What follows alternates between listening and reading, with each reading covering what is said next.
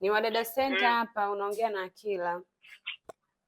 Za siku. Salama, mnaendeleaje? Tunamshukuru Mungu, tunaendelea vizuri. Miezi miwili sasa imetumia madam. Nasema tupige kuwasalimia. Tunaendelea vizuri, changamoto ni za kawaida tu.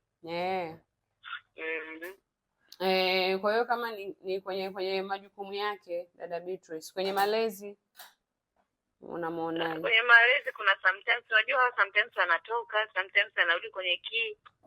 Kwa hiyo unaona unaendana naye hivyo hivyo. Sometimes anakuwa yuko vizuri sana punctual, wazungu wanasema, sometimes anatoka toa kakangu tuangalie muda. Kwa hiyo kama ni kumpa max hapo kwenye malezi, scale of 1 to 10 unampa ngapi?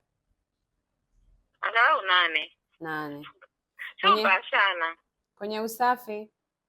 Usafi iko vizuri 10 kwa 10. Mapishi? Anajitahidi sana pia, unaweza kumpa kama 8. Ngapi? Nidhamu? Yaani sio mbaya sana. Nidhamu 1 to 10. Nidhamu sio kivile, nidhamu labda ni 7 au 6. Niseme kuna sometimes unajua mtu anaingia anatoka, anaingia na sasa anashindwa lakini sio mbaya sana, yani sio kitu kibaya sana. Kuanzia ile last time tulivyoongea naye kuhusu ile mood sana moka si amechange value.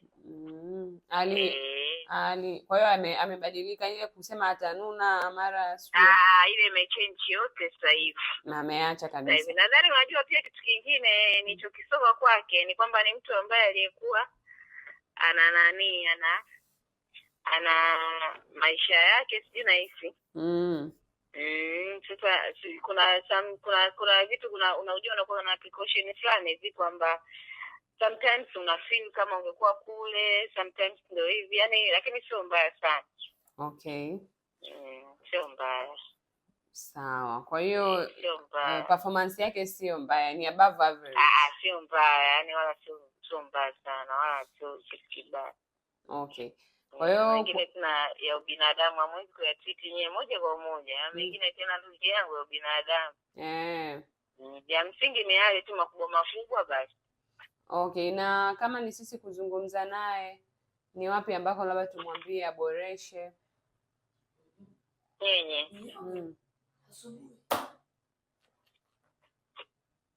Kuboresha sana kwenye kwenye kuboresha kwenye, yani ni mtu ambaye kuna wakati, yani mimi vitu vyote naelewa.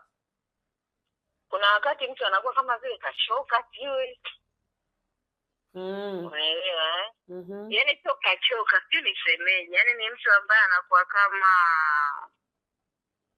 yani anaweza, unajua binadamu unaweza kuamka siku huko vizuri vile ni vitu tu vya kawaida.